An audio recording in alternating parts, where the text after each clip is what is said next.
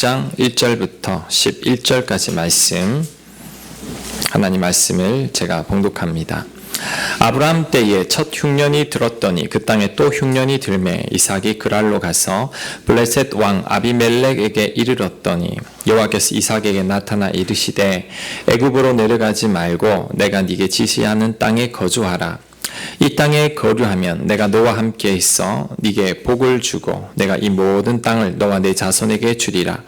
내가 내 아버지 아브라함에게 맹세한 것을 이루어 네 자손을 하늘의 별과 같이 번성하게 하며 이 모든 땅을 네 자손에게 주리니 네 자손으로 말미암아 천하 만민이 복을 받으리라. 이는 아브라함이 내 말을 순종하고 내 명령과 내 계명과 내 율례와 내 법도를 지켰음이라 하시니라. 이삭이 그랄에 거주하였더니 애굽에 내려가지 않았죠. 7절 그곳 사람들이 그의 아내에 대하여 물으매 그가 말하기를 그는 내 누이라 하였으니 리브가는 복이 아리따움으로 그곳 백성이 리브가로 말미암아 자기를 죽일까 하여 그는 내 아내라 하기를 두려워함이 없더라. 이삭이 거기 오래 거주하였더니 이삭이 그 안에 리브가를 껴안은 것을 블레셋 왕 아비멜렉의 창으로 내다본지라. 이에 아비멜렉이 이삭을 불러 이르되 그가 분명히 네 아내건을 어찌 네 누이라 하였느냐. 이삭이 그에게 대답하되 내 생각에 그로 말미암아 내가 죽게 될까 두려워하였음이로라. 아비멜렉이 이르되 네가 어찌 우리에게 이렇게 행하였느냐. 백성 중 하나가 네 아내와 동침할 뻔하였도다. 네가 죄를 우리에게 입혔으리라. 아비멜렉이 이에 모든 백성에게 명하여 이르되 이 사람이나 그의 아내를 범하는 자는 죽이리라 하였더라. 아멘. 저희 시찰내에 중곡동 교회가 있습니다. 그 교회 목사님과 제가 좀 친한데 최근에 그 교회에서 영락교회 김은성 목사님 모시고 부흥회를 했다고 해서 제가 홈페이지에 들어가서 설교를 들었습니다. 김은성 목사님은 부산 영도 지역에서 한 20여 년간 목회를 하셨다가 이제 서울로 옮기신 분인데 그때 얘기를 하셨습니다. 부산 영도 지역은 쇠퇴하는 지역이라고 합니다. 인구가 자꾸 줄고 자꾸 끝에 있는 땅이다 보니까 도시로 자꾸 빠져나가고 있죠. 그래서 이제 교회가 이제 날마다 애를 씀에도 부흥이 전혀 되지 않는 거죠. 그래서 목사님이 많은 세미나를 다니고 많은 프로그램을 도입을 했지만 그래도 여전히 부흥이 안 됩니다.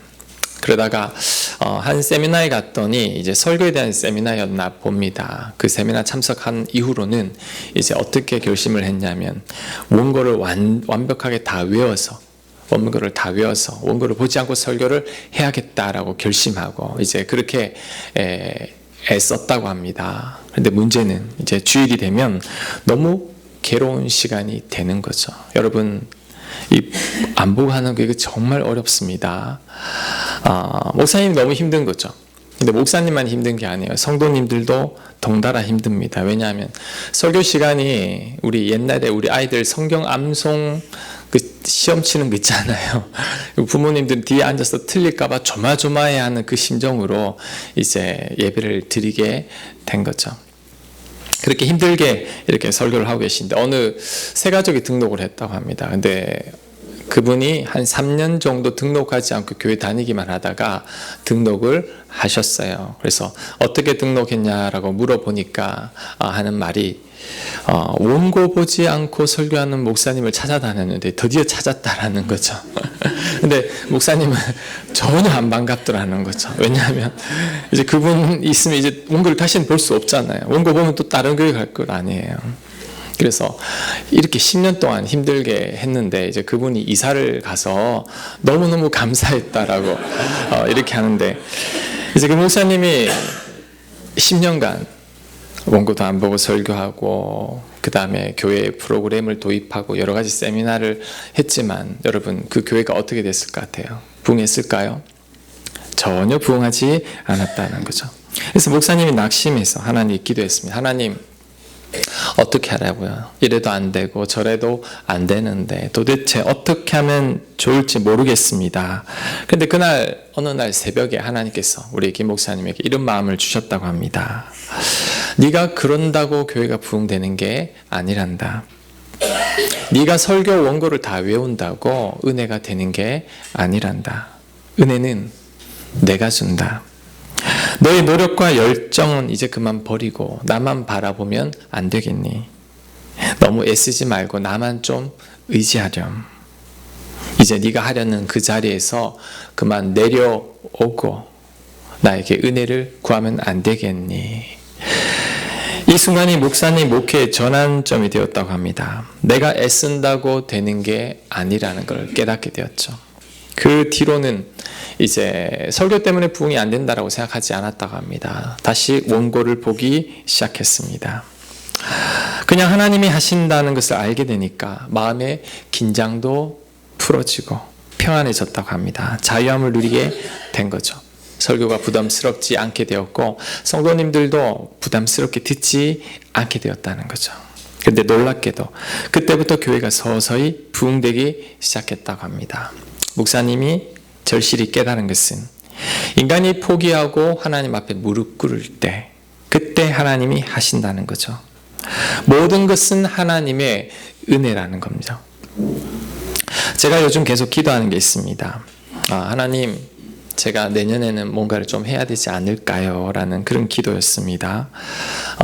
옛날만큼 새 가족도 안 오는 것 같고 최근엔 결석자들도 좀 많은 것 같고 성도님들이 잘 바뀌지 않는 것 같고 제가 뭔지 답답한 느낌이 들었던 것 같습니다. 내년에는 어떤 교육을 해야 할까? 어떤 프로그램을 해야 할까? 내가 목회를 잘못하고 있는 건 아닌가? 내가 부족해서 그런 건 아닌가? 이런 고민 속에서 제가 계속 기도하던 중이었습니다. 그런데 우연히 듣게 된 이 목사님의 말씀을 통해서 하나님께서 저에게 이런 감동을 주셨습니다. 네가 이 교회 처음 시작할 때도 그런 마음이었니? 이 순간 이 교회를 처음 시작할 때가 생각이 났습니다. 여러분, 제가 이 교회를 시작할 때 어떤 특별한 비전이나 꿈을 가지고 교회를 시작한 게 아닙니다. 여러분도 알 겁니다. 개척 초기에 제가 이런 설교를 했었습니다. 제가 너무 지쳐 있습니다. 그래서 개척을 하게 된 겁니다.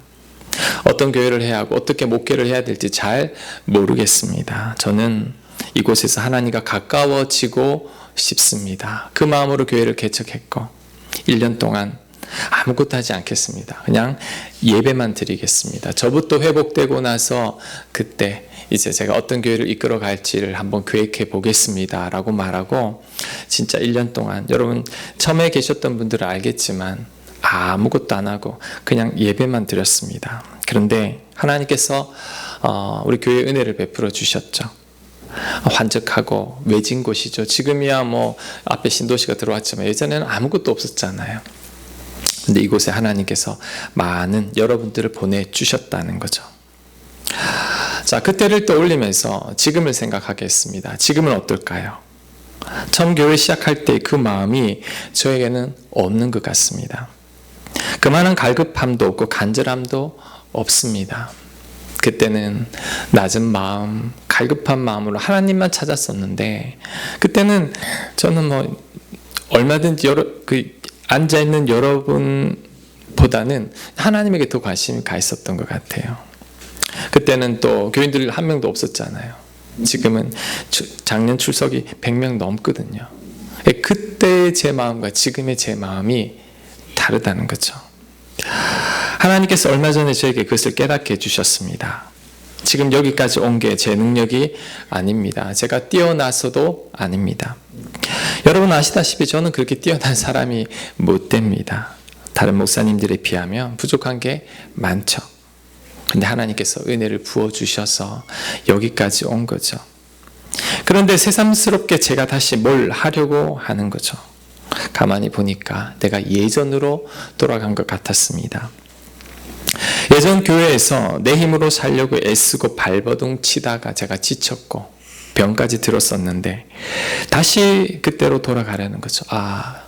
뭔가를 해야 되지 않을까. 하나님께서 저에게 이것을 지적해 주셨죠. 그러면서 저에게 하시는 말씀이 네 힘으로 되는 게 아니란다. 내가 한다. 은혜는 내가 준다. 하나님께서 5년 전에 저로 되돌려 주셨습니다. 모든 것이 하나님의 은혜임을 다시 깨닫게 해 주셨습니다. 저에게 하나님의 은혜가 다시 필요함을 가르쳐 준 거죠. 평안해졌어요. 조급한 마음에 하나님 앞에 엎드렸었는데, 답답한 마음에 엎드렸었는데 제 마음에 하나님께서 다시 평안을 주셨던 거죠.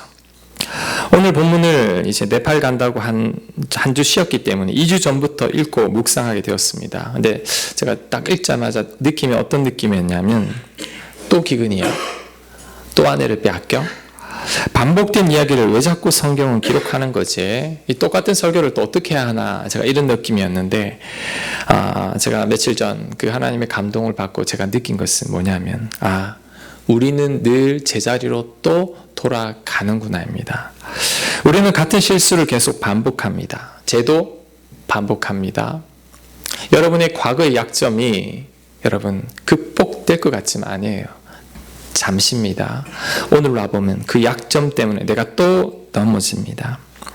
과거에 큰 깨달음을 얻었고 여러분이 큰 은혜를 경험했다 해도 우리는 시간이 지나면 다시 예전으로 돌아갑니다. 제가 그랬던 것처럼 여러분, 우리 모두는 죄에 대한 탄성이 있습니다. 탄성이 뭐냐면 어떤 물체에 힘을 가하면 그게 변형되죠. 그 힘이 없어지면 다시 제자리로 돌아오는 거죠. 고무줄 당기면 늘어나지만 놓으면 다시 제자리로 돌아가잖아요. 우리들이 그렇습니다. 이런 죄의 탄성을 가지고 있죠. 하나님께서 여러분에게 힘을 가하면, 고난을 허락하시면, 자, 우리는 바뀌고 변화됩니다. 그런데 하나님의 그 간섭이 없어지면 우리는 다시 예전으로 돌아갑니다. 우리가 새 사람이 되었다고 해도 하나님께서 지속적으로 우리를 간섭하지 않으시면 우리는 다시 옛사람이 되어버립니다. 우리는 이런 본성을 지녔음을 여러분 알아야 합니다. 위대한 믿음의 사람 다윗이 간음을 했어요. 살인을 했습니다. 삼손은 여자 때문에 어려움을 겪었음에도 깨닫지 못하고 또 여자에 빠져서 머리털을 다 깎이고 두 눈이 뽑혔죠. 우리는 이처럼 변할 수 있는 존재라는 거죠.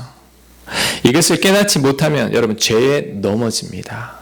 다시 교만해집니다. 예전으로 돌아갑니다. 그리고 내가 믿음이 있는 줄로 착각하며 살게 된다는 거죠. 제가 늘 얘기하지만 믿음 생활은 폭포 반대편으로 노를 젓는 것과 같아요. 노를 계속 저어야지만 폭포에 떨어지지 않아요. 근데 계속 젓다 보면 폭포에서 멀어지겠죠. 폭포 소리도 안 들리면 평안해집니다. 방심하죠. 노를 젓지 않고 쉬게 되죠.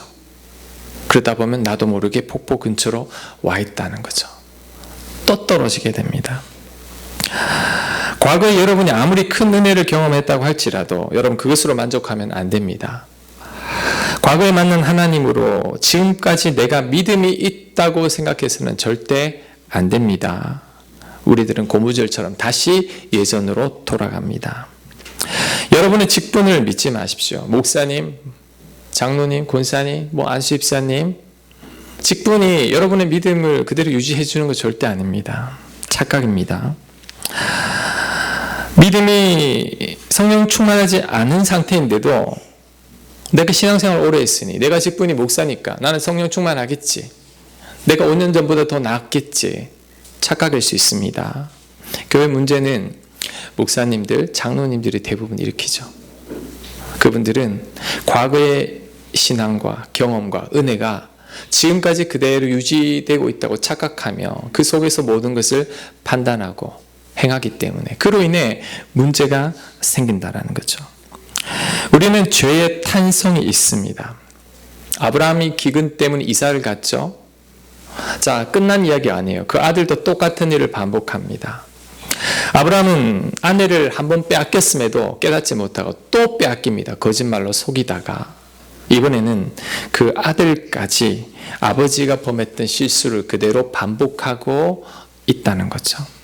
어떻게 이럴 수가 있을까? 좀 가만히 생각해 보면 아마도 어머니 사라가 다 이야기해 주셨을 것 같아요. 이삭아, 니네 아버지가 나를 2번이나 버렸다. 넌 절대 그러면 안 된다.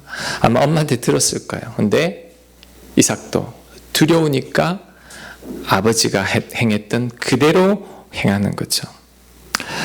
오늘 본문을 보면서 여러분 이전에 그 본문이네 이렇게 생각하고 그냥 쉽게 넘어가려고 했을 수도 있습니다. 그런데 여러분 그래서는 안 됩니다. 이삭의 이 실수는 바로 우리들의 얘기입니다.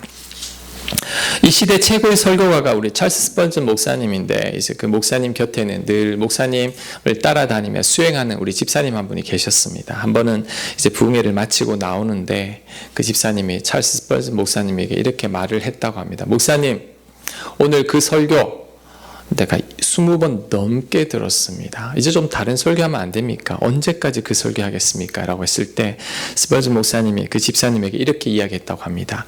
네가 바뀔 때까지 설교를 100번 들어도 내가 바뀌지 않으면 소용이 없다는 거죠.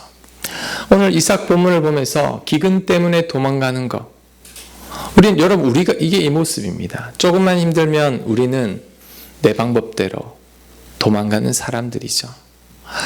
이것을 극복하지 못하면 설교를 100번 들어도 100번 읽어도 아무 소용이 없다라는 거죠. 이전에 들은 설교라고 여러분 다 안다고 착각하지 마십시오.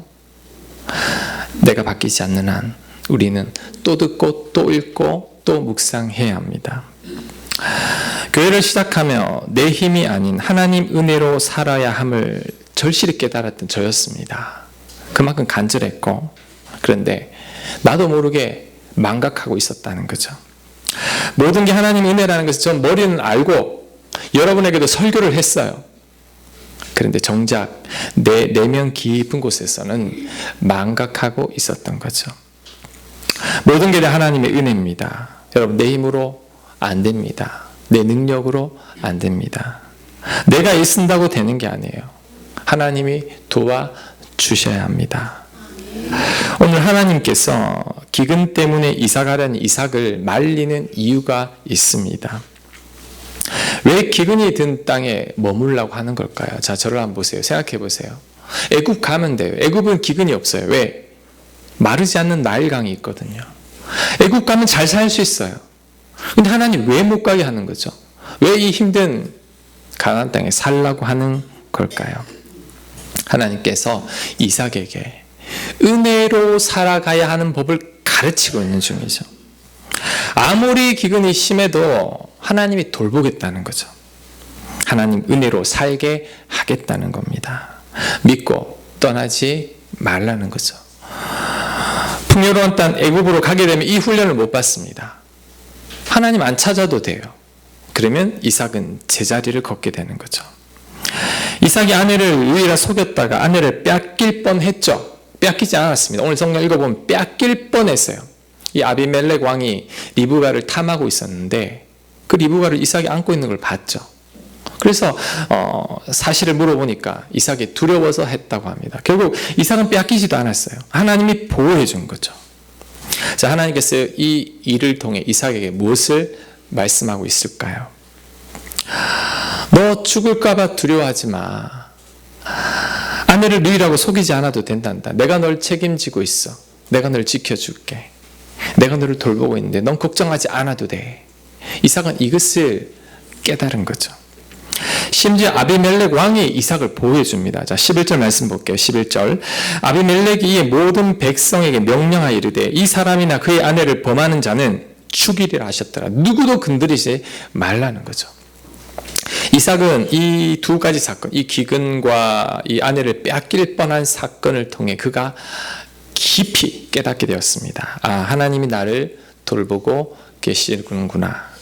아버지 아브라함의 하나님이 지금 나도 돌보고 계시는구나. 이삭이 하나님을 더욱더 신뢰하게 된 거죠. 이 두 사건으로 말미암아 이삭이 믿음이 다시 업그레이드 된 거죠. 오늘 본문을 통해서 하나님께서 저와 여러분에게 다시 말씀하고 있습니다. 여러분 잊어버렸던 것 다시 말하고 있습니다. 머리로만 알고 있던 것 다시 말하고 있습니다.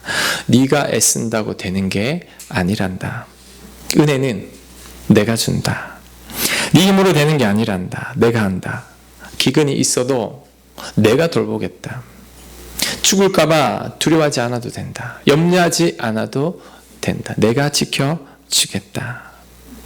네가 하려는 모든 것을 다 내려놓고 내 은혜를 구하면 안 되겠니? 하나님이 저와 여러분에게 하시는 말씀입니다. 지금 여러분이 혹시 기근을 만났습니까? 먹고 살 길이 막막합니까? 돈이 다 떨어져 갑니까? 그래서 여러분 힘으로 버티고자 발버둥 치고 있습니까? 기근이 없는 곳으로 이사 가면 여러분 괜찮을 것 같나요? 그런다고 해결되는 게 아닙니다.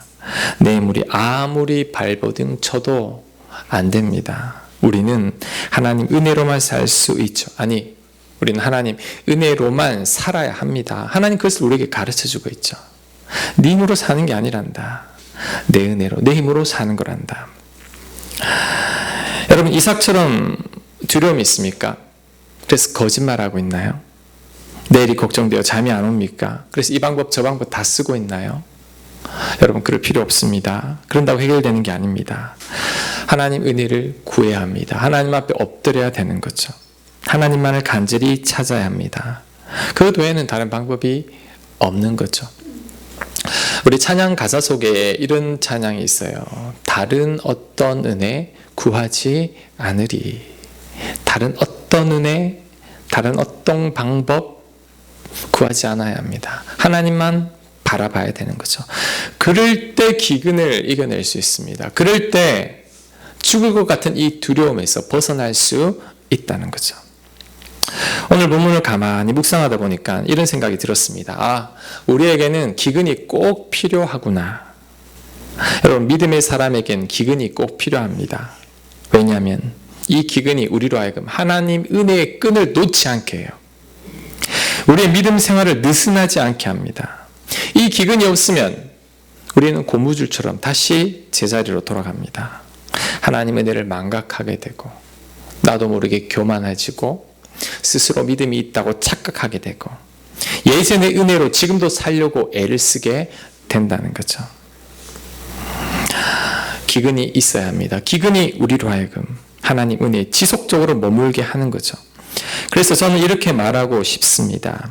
하나님 없는 풍요보다 하나님 있는 기근이 더 낫다고. 자, 여러분 저를 한번 따라해 보시기 바랍니다. 하나님 없는 풍요보다 하나님 있는 기근이 훨씬 더 낫다. 기근 속에 하나님의 은혜가 있기 때문이죠. 그런데 우리는 이 귀한 진리를 잘 모르죠. 그래서 기근을 자꾸 피하려고만 합니다. 이삭처럼, 아브라함처럼. 그리고 내 눈에 좋아 보이는 것을 추구해 갑니다. 따라갑니다. 우리 육신의 눈에 좋게 보이는 것이 절대 좋은 것은 아닙니다. 오히려 그 반대입니다. 롯은 눈에 보기에 좋은 풍요로운 땅, 소돔 땅으로 갔죠. 결국은 그 소돔과 고모라와 함께 거의 멸망하고 말게 되었죠. 너무나 풍요로우면 사람들은 다 타락하고 변질됩니다. 그래서 하나님께서 기근이 있지만 가나안 땅에 머물게 하는 거죠. 하나님께서 이삭에게 풍요로운 애굽보다는 기근이 있는 가나안 땅에 머물라고 한 것은 그곳에 있으면서 하나님의 은혜를 구하기 때문이죠. 기근은 있지만 하나님의 은혜가 머물기 때문에 이삭에게 가나안 땅에 머물라고 한 겁니다. 다시 말씀드리지만 하나님 없는 풍요보다 하나님 있는 기근이 훨씬 더 낫습니다. 하나님 없는 평안보다 하나님 있는 고난이 더 낫습니다. 이것을 깨달아야 합니다. 얼마 전에 모든 것이 다 하나님의 은혜임을 하나님께서 다시 한번 깨닫게 해주셨고 그 깨달음 뒤에 제가 기도가 바뀐 것 같아요. 하나님 은혜 없이는 살 수 없다는 고백이 입술의 고백이 아니라 제 내면 깊은 곳의 고백이 진짜 된 거죠.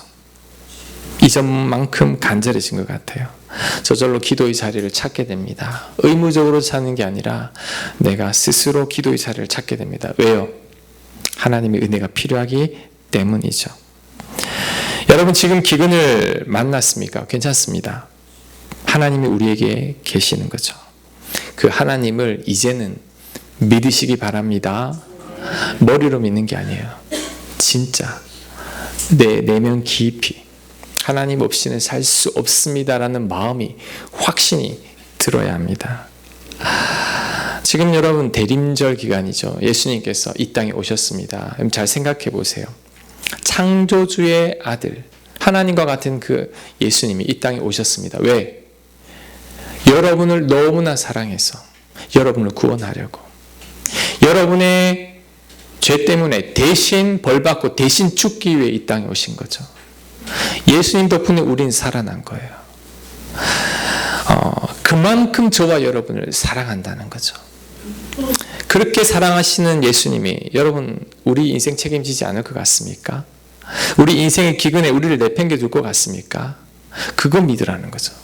내가 이 정도로 너희들을 사랑하는데 왜 널 책임지지 않겠니? 나 좀 믿으면 안 되겠니? 너희들은 내 은혜로만 살 수 있단다. 우리 이 대림절 기간에 이 은혜를 우리는 몸으로 다시 한번 체득해야 합니다. 우린 기근으로 절대 망하지 않습니다. 하나님께서 우리를 돌보실 것이기 때문이죠. 우리는 두려워 말고 믿기만 하면 됩니다. 그럴 때 하나님께서 우리에게 은혜를 베풀어 주실 줄로 믿습니다. 지금 기근 가운데 있을 수도 있고 앞으로도 여러분 기근을 만날 겁니다. 반드시 만납니다. 우리는 자꾸 예전으로 돌아가기 때문이죠. 도망가지 말고 내 힘으로 살려고 발버둥 치지도 마십시오. 하나님 앞에 엎드려 하나님의 은혜를 구하십시오. 은혜는 하나님이 주십니다. 하나님만이 우리를 도와주실 수 있습니다. 그 하나님 은혜를 구하는 저와 여러분들 되시길 간절히 축원합니다. 아멘. 우리 오늘 이 말씀 생각하면서 우리